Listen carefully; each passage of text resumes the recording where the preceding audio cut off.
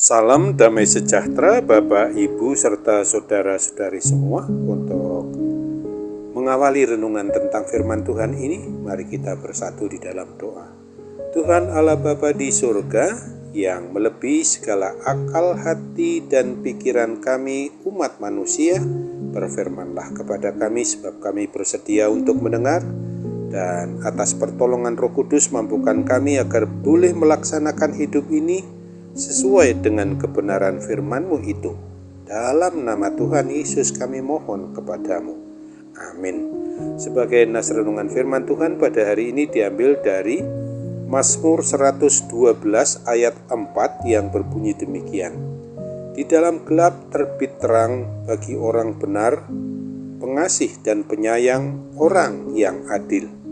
Sebagai tema yang diangkat dari nas renungan kita ini adalah dari dalam gelap akan terbit terang. Ketika kita sedang berada di dalam suasana kegelapan yang pekat, maka tentu saja tidak seorang pun dapat melihat sesuatu secara jelas, sebab tidak ada sinar yang meneranginya. Semuanya hanya tampak samar-samar saja. Begitulah apabila kita hidup mengalami suasana kegelapan, maka semuanya menjadi tidak pasti. Kita akan meraba-raba ke kanan dan ke kiri, mencari jalan keluar. Puji syukur dan terima kasih kita kepada Tuhan Allah Bapa kita yang kita kenali dalam penyataannya melalui Yesus Kristus dan di dalam persekutuan Roh Kudus, sebab di dalam kegelapan itu sekalipun akan terbit terang bagi kita orang yang benar di hadapan Tuhan. Dengan kata lain, terang itu tidak terbit bagi orang yang tidak benar. Apakah saat ini kita sedang mengalami hidup di dalam suasana kegelapan, yaitu kegelapan hidup?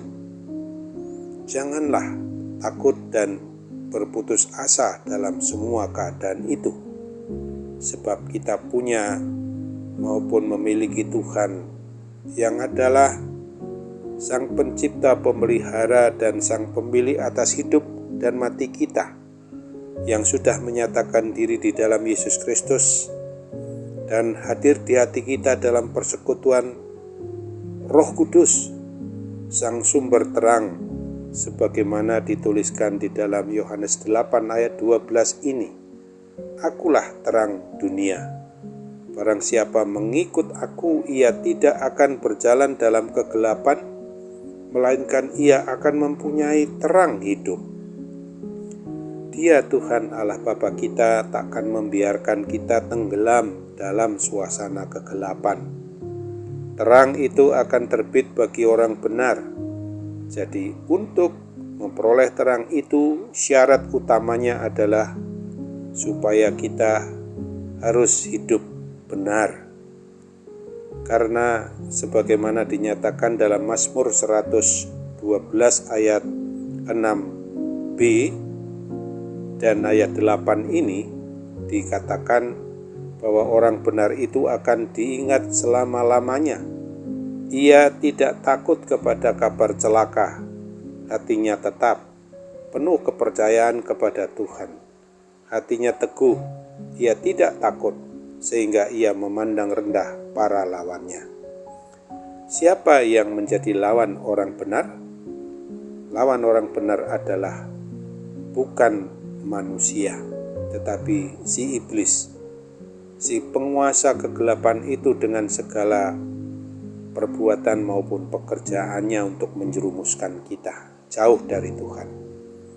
Pemazmur juga menegaskan sebagaimana diungkapkan dalam Mazmur 84 ayat 12 ini. Sebab Tuhan Allah adalah matahari dan perisai, kasih dan kemuliaan Ia berikan. Ia tidak menahan kebaikan dari orang yang hidup tidak bercelah. Tuhan akan menjadi matahari dan perisai bagi orang yang memenuhi syarat yang telah ditetapkannya yaitu berlaku hidup benar. Orang yang berlaku hidup benar di hadapan Tuhan akan mengaku, "Padamu ada sumber hayat, di dalam terangmu kami melihat terang." Sumber hayat itu adalah Kristus. Barang siapa minum air yang akan kuberikan kepadanya, ia tidak akan haus untuk selama-lamanya. Sebaliknya, air yang akan kuberikan kepadanya akan menjadi mata air di dalam dirinya yang terus-menerus memancar sampai kepada hidup yang kekal. Itulah yang ditulis di dalam Yohanes 4 ayat 14. Kalau kita pertanyakan bagaimana jalan orang benar itu, di dalam Amsal pasal 4 ayat 18 diungkapkan, jalan orang benar itu seperti cahaya fajar yang kian bertambah terang sampai rembang tengah hari. Ingatlah pula akan apa yang ditulis pada 2 Korintus 4 ayat 6 ini. Sebab Allah yang telah berfirman dari dalam gelap akan terbit terang, Ia juga yang membuat terangnya bercahaya di dalam hati kita, supaya kita beroleh terang dari pengetahuan tentang kemuliaan Allah yang nampak pada wajah Kristus. Amin. Mari kita kembali bersatu dalam doa.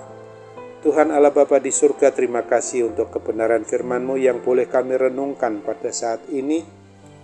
Untuk boleh kami resapi, tentu tetap kami memohon pertolongan dari Roh Kudus, agar kami menyadari betul ketika kami mungkin saat ini dalam suasana dikuasai oleh kuasa kegelapan bagaimanapun bentuknya, Tuhan Yesus pasti menolong kami, memberikan solusi maupun jalan keluar bagi setiap hal yang saat ini mau menguasai diri kami, kuasa-kuasa kegelapan itu sendiri. Dipercaya sakit penyakit seringkali ditumpangi oleh kuasa iblis untuk membuat kami supaya kami berputus asa, tetapi dengan hadirnya Roh Kudus di hati kami, ketika kami menyadarinya, maka kami harus menyerahkan sepenuhnya dalam pertolongan-Mu. Inilah harapan dan doa kami kepadamu Bapa.